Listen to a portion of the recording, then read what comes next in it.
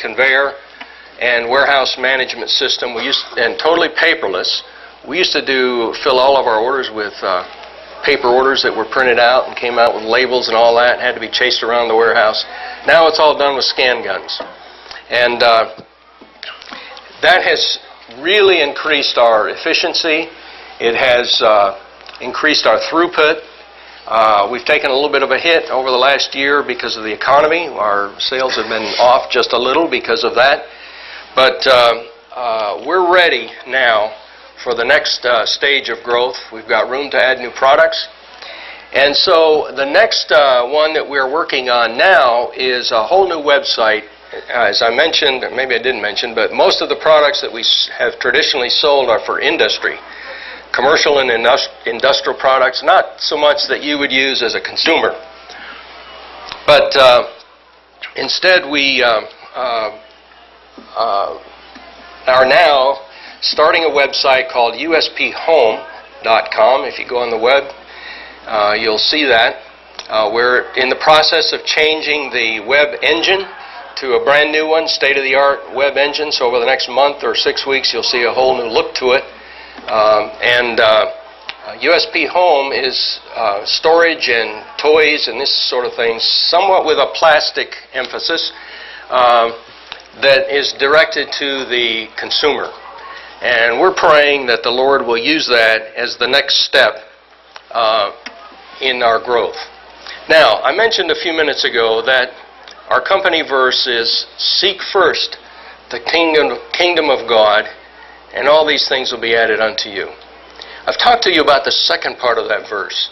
Now, let me shift just a little bit and tell you about the first part of that verse. Seek first the kingdom of God. A few years after Stanley had been in business, he remembered that prayer that day between Columbus and Lima, Ohio, when he offered the business to God.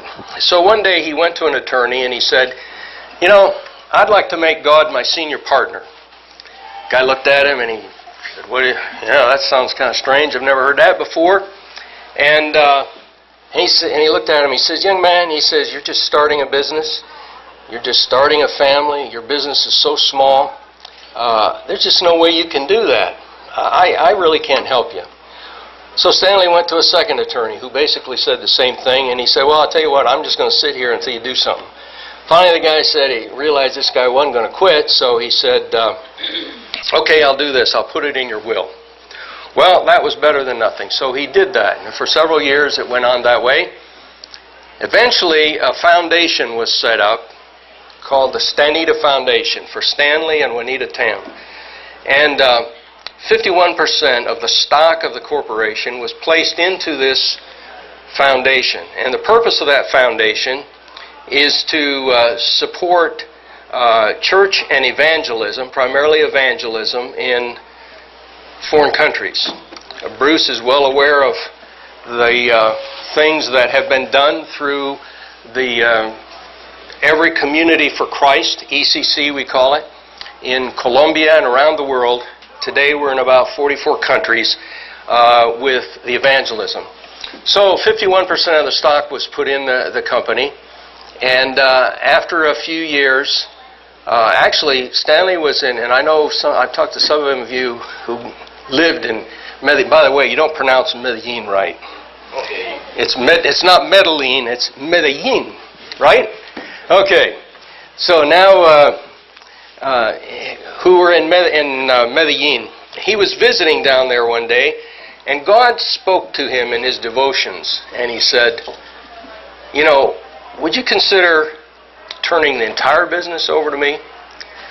Stanley thought, wow, that's pretty heavy to give up control. He began to realize that if he did that, he'd no longer be the boss, he'd be an employee of the corporation. He began to pray about that, and over several weeks, finally he got enough nerve to talk to his wife about it. And to make a long story short, eventually all of the stock of the corporation was placed into the Stanita Foundation. And as I mentioned, the Stanita Foundation is purpose is evangelism. And let me just share a little bit of what's happened. with the ECC in the years since he started that, and that's been in the early 60s, late 60s, sorry. There have been over $66 million has gone through the foundation to evangelism in these countries. And I just got some statistics the other day. Over 1,800,000 people have accepted Christ, and 11,000 churches have been started. But you know, this has really begun to grow just in the last 3 or 4 years. We're seeing some tremendous things happen.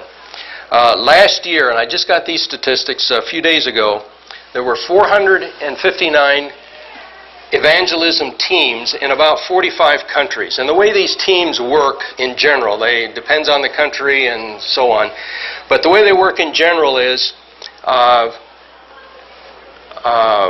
team of 2 or 3, 4 people go into a community, do door-to-door evangelism, inviting people to a church service in the evening. And if they come and they accept Christ, after they get 25 to 50 converts, a church is established. One of the team members stays as the pastor. The others move on to another community. That's how this has started out, and in some places it's still working that way. And so last year there were 459 of these teams, 913 paid staff, and over 11,000 volunteers. And this is what they did. There were 281,500 decisions for Christ just in 2009. 3,500 churches were established. There were over 12,000 worshiping groups. And this is probably the key one. There were over 56,000 baptisms. And in overseas countries, baptism means a lot more to people than perhaps it does here in the United States, because it's a commitment. It's, in some cases, separation from family. It's a change of life. And it's much more difficult to make that decision to be baptized overseas in many countries than it is for us here in the United States. I don't think we understand that. That's the main thing that our company does. And you know, our people not all of our employees are Christians, but when they come in, we tell them, we're different than most companies. Our purpose is to make as much money as we possibly can, to be as efficient as we possibly can, but we've got a different purpose. Instead of letting somebody get rich, our purpose is to do something for the kingdom that'll last forever. And it's up to them to make the decision whether they want to work in that kind of an environment or not, but at least they know ahead of time what it is that we stand for. Now, what are some of the other things that we do in the company to carry out the second part of that verse? One is the big sign on the building that I told you about. That's a big witness in Ohio as people drive up and down I-75. I-75 is the main drag between Detroit, Michigan and Miami, Florida. And thousands of cars go by there every day. We know of several people who have come to know Christ or have rededicated their lives to Christ because of that sign. The most notable one was a truck driver a few years ago. In the middle of the winter, it was about 10 degrees outside. His crankshaft broke right across from that sign. He came over to use the phone, and he said, you know, my truck's broken down. Could I use your phone? And we said, sure, come on in. So he made arrangements for a wrecker to come pick him up, but it was going to be several hours before they could get there. So Stanley, at that time, was still in the business. He brought the guy back to his office, witnessed to him, and he got down on his knees and accepted Christ. And he got up from that and he said, you know what? He said, I got to tell you, my wife's a Christian. She's been praying for me for years. He was from Knoxville, Tennessee, about 8-10 hours south of Lima. And he said, a friend of mine sat me down 3 weeks ago and told me that in the way my life was being lived right now, I was preparing for certain destruction. And here I stopped across the street from Christ is the Answer. And that day, he changed his life. There have been a few other. I don't have time to share all of them, but several others have come to know Christ as a result of that sign. The other thing that we do is, and I forgot to bring them up with me, we have a